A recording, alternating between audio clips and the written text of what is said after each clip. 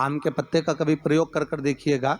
अभी तो नवरात्रि चल रही है, नवरात्रे में जब 5वां दिन नवरात्रे का रहे, चैत्री नवरात्रे का 5वां दिन रहे, और मान लो कि आपके घर में किसी बच्चे की, लड़के की या लड़की का या मंगल विवाह नहीं हो रहा हो, या शादी नहीं हो रही हो, या उस लड़के लड़की के लिए बहुत प्रयास कर लिया आपने और उसकी शादी हो ही नहीं रही, अथक प्रयास आपने कर लिया और उसका मंगल विवाह नहीं हो रहा, तो ये देवी भागवत में स्पष्ट कहा गया है, देवी भागवत में वर्णन किया गया है, देवी भागवत में वर्णित किया गया। और देवी भागवत में कहा गया कि आम का जो पत्ते होते हैं, आम का जो पत्ता होता है, आम का जो पल्लव होता है, उस आम के पत्ते पर हल्दी और सिंदूर, इन दोनों से स्वस्तिक का निर्माण किया जाए। देवी भागवत का संवाद है, बहुत ध्यान देना महाराज। जिन कन्याओं का विवाह ना हो पंचमी के दिन, नवरात्रे की कोई सी भी पंचमी, मतलब जो पंचमी तिथि पड़ेगी, कोई भी नवरात्रा हो, चाहे वो 4 नवरात्रे में से, चाहे वो पौष का हो, अश्विन का हो, चैत्र का हो, आषाढ़ का हो, किसी भी नवरात्रे में आप कर सकते हैं। एक पान के पत्ते पर, एक ही पत्ते पर जो 2 स्वस्तिक बनेंगे, एक हल्दी का बनेगा, एक सिंदूर का बनेगा। बस अंतर इतना है, जो हल्दी का स्वस्तिक है उस पर कंकु के चावल, अर्थात रौली के चावल, रौली कुंकू के चावल रखना है, और जो सिंदूर का है उस पर हल्दी के चावल रखना है। इतना रखकर जिस लड़का लड़की का विवाह नहीं होता उसकी हथेली पर रखकर उसका नाम और गोत्र बोलकर महाराज उसको ले जाकर नीम के पेड़ के नीचे उसको रख दिया जाता है। मात्र 3.5 या 4 महीने ऐसे रहते हैं जिसके अंदर उस लड़का लड़की का विवाह पक्का हो जाता है। जिसका विवाह नहीं होता केवल उसी के लिए, जिसका मंगल विवाह ना हो रहा, आम के पल्लव में शिव का वर प्रदान है। आम के पल्लव में Stay stylish all night, every night. Shop fashionable night suits at lowest prices. Shankar का आशीर्वाद, आम के पल्लव में शिव का आशीर्वाद।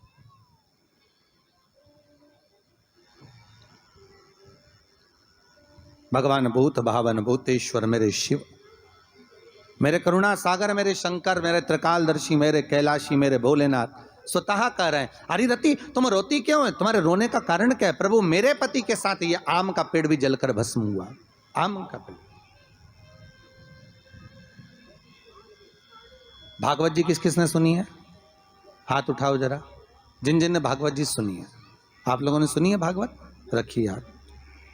अगर आप लोगों ने भागवत सुनी होगी तो उसमें वर्णन आता है, तक्षक नाग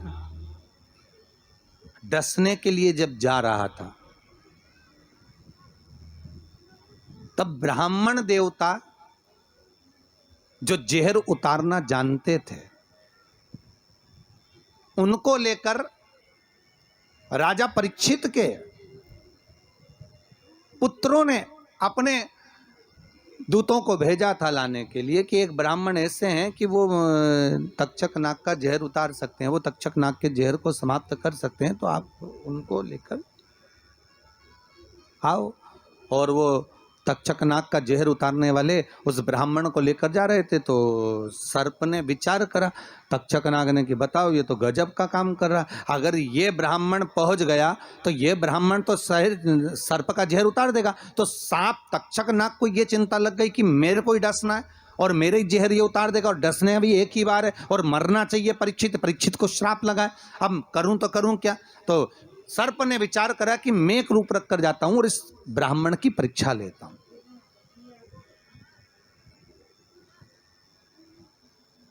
सर्प रूप रख कर गया।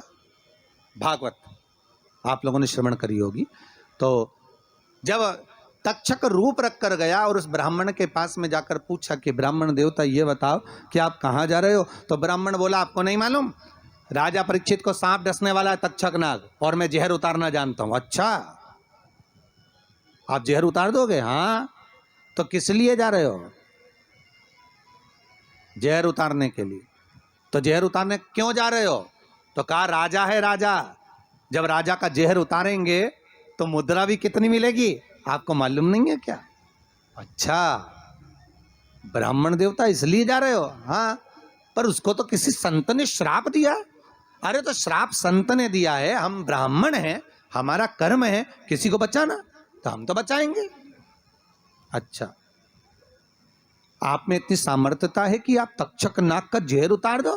अरे तक्षक नाग आकर अगर मेरे सामने खड़ा हो जाए और किसी को डस ले तो यह पक्का है कि मैं जहर उतार सकता हूं। अच्छा, तो इतने में तक्षक नाग सामने बिल्कुल प्रकट हो गया और तक्षक नाग प्रकट होकर बोला, बता ब्राह्मण किसको डसूं मैं? ब्राह्मण ने कह दिया, तुम्हारी मर्जी पड़े उसको डसो। सामने एक पेड़ था, उस पेड़ को ब्राह्मण ने, उस तक्षक नाग ने डस लिया। अब तक्षक नाग ने उस पेड़ को डसा और डसने के बाद में वो पेड़ पूरा जल गया, पूरा जल गया।